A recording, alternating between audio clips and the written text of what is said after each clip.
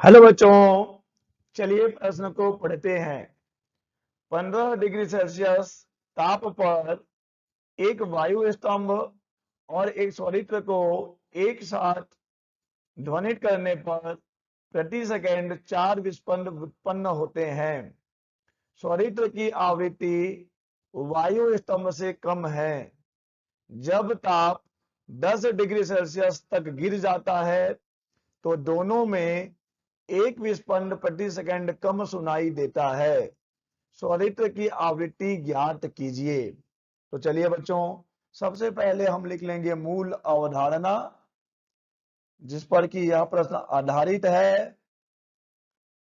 बच्चों, यह प्रश्न आधारित है विस्पंद पर। बच्चों, विस्पंद ध्वनि तरंगों के अध्यारोपण पर आधारित एक ऐसी परिघटना है जिसमें लगभग लगभग समान आवृत्ति की दो ध्वनि तरंगें जब माध्यम के किसी बिंदु पर अध्यारोपित होती हैं तो उस बिंदु पर ध्वनि की तीव्रता में आवर्ती परिवर्तन होने लगता है। और बच्चों, ध्वनि की तीव्रता में होने वाले इस आवर्ती परिवर्तन को ही कहा जाता है विस्पंद। बच्चों, जिस बिंदु पर ये तरंगी अध्यारोपित होती हैं वहां पर ध्वनि की तीव्रता में क्रमिक रूप से उतार और चढ़ाव देखा जाता है। उतार व चढ़ाव देखा जाता है। बच्चों, एक उतार और एक चढ़ाव, ध्वनि की तीव्रता में एक उतार और एक चढ़ाव को मिलाकर बनता है बच्चों एक विस्पंद। और एक सेकंड में जितने विस्पंद सुनाई देते हैं उसे ही कहा जाता है विस्पंद आवृत्ति अर्थात विस्पंद प्रति सेकंड। और याद रखिए बच्चों, विस्पंद प्रति सेकंड यानी कि विस्पंद आवृत्ति दोनों ध्वनि स्रोतों की आवृत्तियों के अंतर के बराबर होती है। इस सूत्र का बच्चों हम उपयोग करने वाले हैं। बच्चों, अगर हम प्रश्न को पढ़ते हैं तो हम देख पा रहे हैं कि यहाँ पर 15 डिग्री सेल्सियस ताप और फिर 10 डिग्री सेल्सियस ताप, अर्थात बच्चों प्रश्न में ताप का जिक्र किया गया है। तो बच्चों, हमें यह मालूम होना चाहिए कि ताप में बदलाव के साथ ध्वनि के वेग में परिवर्तन होता है। अतः बच्चों, यहां पर जो हम वायु स्तंभ जो लेंगे, जब ताप बदलेगा, देखिए बच्चों पहली स्थिति में तापमान 15 डिग्री सेल्सियस है, तब यहां पर वायु स्तंभ की आवृत्ति कुछ और रही होगी। और जब ताप 10 डिग्री सेल्सियस हो जाएगा बच्चों, तब वायु स्तंभ की आवृत्ति कुछ और हो जाएगी, क्योंकि ताप बदलने के साथ वायु स्तंभ की आवृत्ति में बच्चों क्या होगा, परिवर्तन होगा। ठीक है बच्चों, और इस परिवर्तन के लिए बच्चों मैं सूत्र लिखने वाला हूं न्यू टी बराबर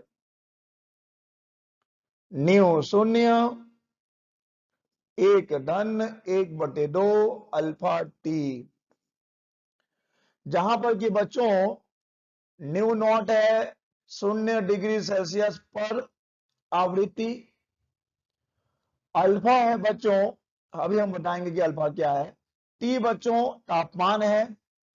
टी क्या है बच्चों, टी तापमान है, डिग्री सेल्सियस में तापमान है। और इस तापमान के संगत जो आवृत्ति है उसे ही बच्चों हमने न्यू टी लिया है। तो न्यू टी बराबर हो जाता है बच्चों, न्यू टी बराबर new not 1+1/2 alpha Guna T. अब आते हैं बच्चों की आखिर ये अल्फा क्या है। बच्चों, अल्फा का मान होता है 0.000036 प्रति डिग्री सेल्सियस।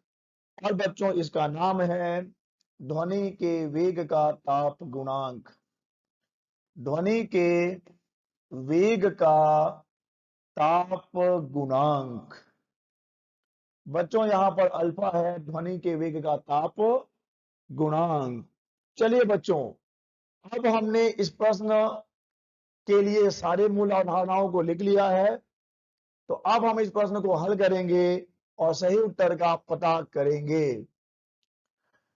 बच्चों, प्रश्न में कहा जा रहा है कि 15 डिग्री सेल्सियस ताप पर एक वायु स्तंभ और एक स्वरित्र को एक साथ ध्वनित करने पर प्रति सेकंड 4 विस्पंद उत्पन्न होते हैं। तो बच्चों, बात हो रही है तब की जब तापमान है 15 डिग्री सेल्सियस। मान लिया कि इस स्थिति में हमारे वायु स्तंभ की आवृत्ति है न्यू ए सी और स्वरित्र की आवृत्ति है न्यू एफ। तो बच्चों, इस स्थिति में विस्पंद प्रति सेकंड देखिए कितना है, विस्पंद प्रति सेकंड मिला है 4 विस्पंद प्रति सेकंड। और बच्चों, अभी हमने मूल अवधारणा में लिखा है कि विस्पंद प्रति सेकंड क्या होता है। विस्पंद प्रति सेकंड दोनों ध्वनि स्रोतों की आवृत्तियों का अंतर होती है, अर्थात 4 बराबर हो जाएगा न्यू ए सी माइनस न्यू एफ।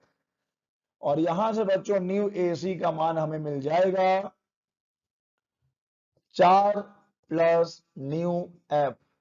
ये है बच्चों न्यू ए सी का मान।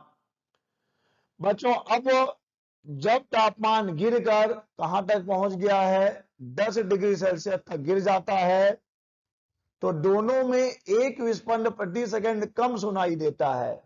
ठीक है बच्चों, तो अब अच्छा ध्यान दीजिए, एक विस्पंद प्रति सेकंड सुनाई नहीं देता, एक विस्पंद प्रति सेकंड नहीं बच्चों, विस्पंद में कमी आई है एक विस्पंद प्रति सेकंड की। अर्थात पहले विस्पंद 4 विस्पंद प्रति सेकंड था, इसमें जब एक कमी आ जाएगी बच्चों, तब जब तापमान 10 डिग्री सेल्सियस हो गया है, तब बच्चों इस 10 डिग्री सेल्सियस पर कितने विस्पंद प्रति सेकंड सुनाई दे रहे हैं, कितने विस्पंद प्रति सेकंड सुनाई दे रहे हैं बच्चों। तो 4 में से एक कम हो जाएगा, तो ये हो जाएगा 3 विस्पंद प्रति सेकंड, 3 विस्पंद प्रति सेकंड। ठीक है बच्चों, और यहां पर भी जो 3 विस्पंद प्रति सेकंड है, ये हो जाएगा न्यू ए सी माइनस न्यू एफ, न्यू ए सी माइनस न्यू एफ बराबर 3। लेकिन बच्चों ध्यान दीजिएगा कि यहां पे जो हमने न्यू ए सी लिखा है, ये 15 डिग्री सेल्सियस के संगत आवृत्ति है। यहां पे जो हमने न्यू ए सी लिखा है, ये 10 डिग्री सेल्सियस के संगत आवृत्ति है। तो बच्चों, जब हम सूत्र यूज करेंगे न्यू टी बराबर new not 1 plus alpha Guna T, तो इस स्थिति में 15 डिग्री सेल्सियस पर आवृत्ति कितनी हो जाएगी वायु स्तंभ की। ठीक है बच्चों, वायु स्तंभ की आवृत्ति हो जाएगी न्यू नॉट 1 प्लस 1/2 अल्फा गुना 15, क्योंकि तापमान 15 है, और ये बच्चों किसके बराबर है, 4 प्लस न्यू एफ के बराबर है। इसको आप समीकरण नंबर 1 ले लीजिए। वैसे ही बच्चों यहां पर आवृत्ति जो न्यू ए सी है 10 डिग्री सेल्सियस पर, ये कितनी हो जाएगी बच्चों, देखिए ये हो जाएगी न्यू नॉट 1 प्लस 1/2 अल्फा गुना 10, और ये हो जाएगी बच्चों 3। चलिए मान लिया कि यह है समीकरण 2। बच्चों, एक चीज जो शायद आपको डाउटफुल लग रहा हो कि विस्पंद प्रति सेकंड दोनों ध्वनि स्रोतों की आवृत्तियों का अंतर होती है, जिसे कि हम मॉड में nu two minus nu one लिखते हैं। मॉड में nu two minus nu one लिखा जाता है, अर्थात ये n1 माइनस n2 भी हो सकता है या n2 माइनस n1 भी हो सकता है। तो यहां पर मैंने केवल न्यू ए सी माइनस न्यू एफ, न्यू ए सी माइनस न्यू एफ क्यों लिखा है, क्योंकि बच्चों प्रश्न हमसे साफ साफ कह रहा है कि स्वरित्र की आवृत्ति वायु स्तंभ से कम है, अर्थात वायु स्तंभ की आवृत्ति स्वरित्र की आवृत्ति से ज्यादा है, इसीलिए मैंने बड़े में से छोटे मान को घटाया है। चलिए बच्चों, समीकरण 1 को समीकरण 2 से भाग दे देते हैं। समीकरण 1 को समीकरण 2 से भाग दे देते हैं बच्चों, तो हमें मिलेगा बच्चों न्यू नॉट,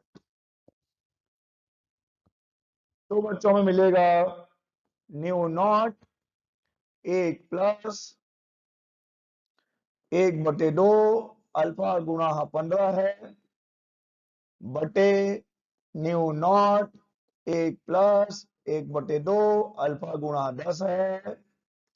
तो बच्चों देखिए, यहां से न्यू नॉट कट जाएगा और इधर की कहानी तो बची है अभी। इधर में क्या मिलेगा बच्चों, न्यू एफ 4 बटे न्यू एफ धन 3। तो बच्चों ये जो न्यू एफ +4 है उसे हम कुछ इस प्रकार लिख सकते हैं, न्यू एफ +3 +1 बटे न्यू एफ +3, जिसे कि भाग देने पे हमें मिल जाएगा बच्चों 1+1 बटे न्यू एफ +3। ठीक है बच्चों, इधर की कहानी चलिए आगे बढ़ाएं, इधर की कहानी बची हुई है अभी बच्चों।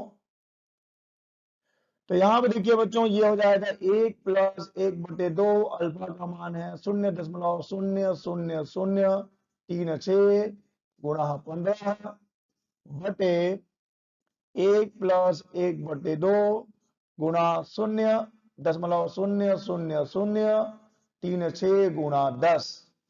और बच्चों इसे सरल करने पर हमें मिलेगा 1.0270 भागित 1.0180।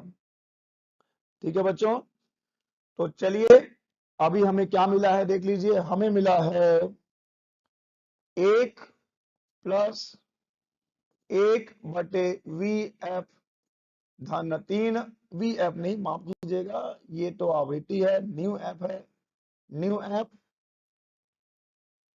और इधर मिला है 1.0270 भागित 1.0180।